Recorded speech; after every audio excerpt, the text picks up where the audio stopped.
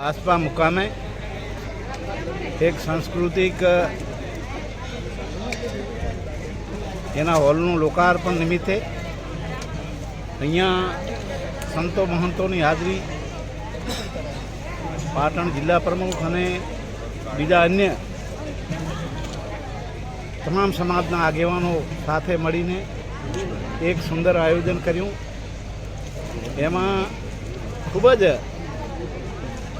એ બોધપાઠી સાંસ્કૃતિક બાલ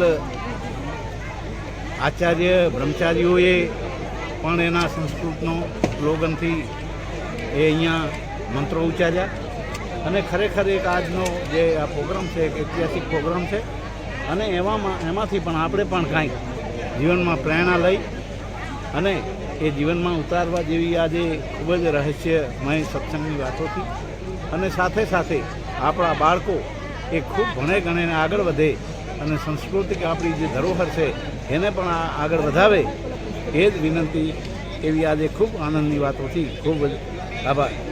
વાક્યમ મોક્ષ મૂલમ ગુરુ કૃપા. ખરેખર આપણા મહર્ષિ ચંદ્રેશ આચાર્ય બાપુએ વાત કરી એને જો આપણા જીવનમાં ઉતારીએ તો આપણે પણ કાંઈક આપણા જીવનનો કિરદાર થાય એવા બાપુ.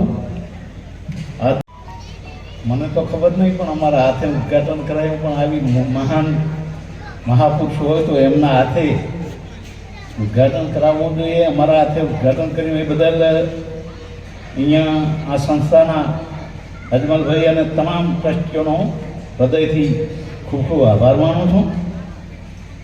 અને આ તો મહાપુરુષો છે. ખરેખર બાપુ જે બોલી ગયા કે ભાઈ આપણા દેશને ટકાવી રાખવો હોય, આપણી સંસ્કૃતિને આગળ વધારવી હોય તો આ દયાનંદ સરસ્વતી જેવા આપણે પણ આ સંસ્થામાંથી એ પેદાશ કરવા જોઈએ, આગળ મોકલવા જોઈએ, જેથી કરીને ખરેખર દયાનંદ જીનું મને પુસ્તક આપ્યું કે આ પુસ્તક વાંચશો એટલે તમારી બધી વાતો આમાં જીવનમાં આવી જશે. વધારે વાત નહીં, પણ આ તો વેદ પાઠિક આચાર્ય છે, વેદના જાણવાવાળા માણસો.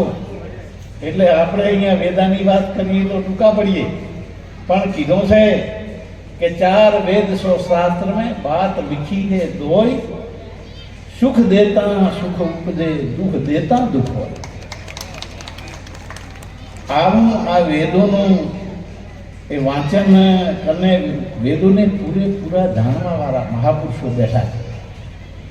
અને ખરેખર એ બોલતા તો એમના અંતરમાંથી વાત આવતી હતી બિલકુલ કે ભાઈ આ દેશ માટે જ્યારે તકલીફ કેટલી પડી એક મહર્ષિ દયાનંદ સરસ્વતીને કે લોકોએ મારવાના કાવતરા કર્યા, હા કરી તે કરી, પણ એમાં ટ્રસ્ટના મસના થયા.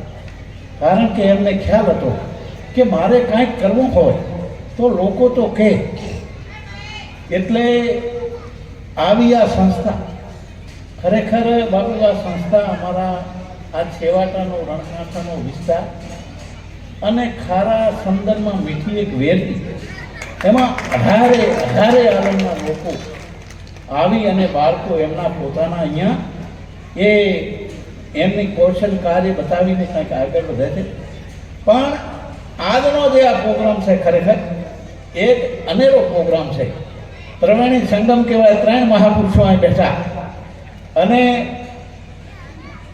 શિક્ષણ, સંસ્કૃતિ અને જે કાંઈ આ અહીંયા પ્રોગ્રામ થાય છે એ ખરેખર એને આપણે બધાએ ખૂબ જ આપણા જીવનમાં પણ ઉતારીને અજમલભાઈ અને એમની ટીમ જે ખરેખર આ શુભ કાર્ય કરે છે એમને હું ખૂબ હૃદયથી શુભકામના આપું છું. અને અમારાથી જે કાંઈ બને એટલી આ સંસ્થામાં મને વાત કરજો તો અમે પણ આપને મદદ કરવા વિનંતી. વધારે તો વાત નહીં કરો, પણ અહીંયાનું અમારું સન્માન કર્યું, સ્વાગત કર્યું એ બદલ આપનો સર્વનો આભાર માની અને એક વાત ચોક્કસ કહી કે મનુષ્ય જીવન મળ્યું છે ભલા માણસ તો કાંઈક એવું કાર્ય કરીએ, કારણ કે એક સાખીમાં કહ્યું છે, જો તું આયા જગતમાં જગ હશે તુમ રોય, એસી કરણી કર ચલો તું હસો જગ રોય ભલા માણસ.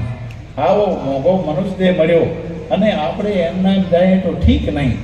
કાંઈક પુરુષાર્થ કે જે કાંઈ આપણામાં જે કાંઈ કૌશલ્ય અને જે કાંઈ સિદ્ધાંતો બાપુએ વાત કરી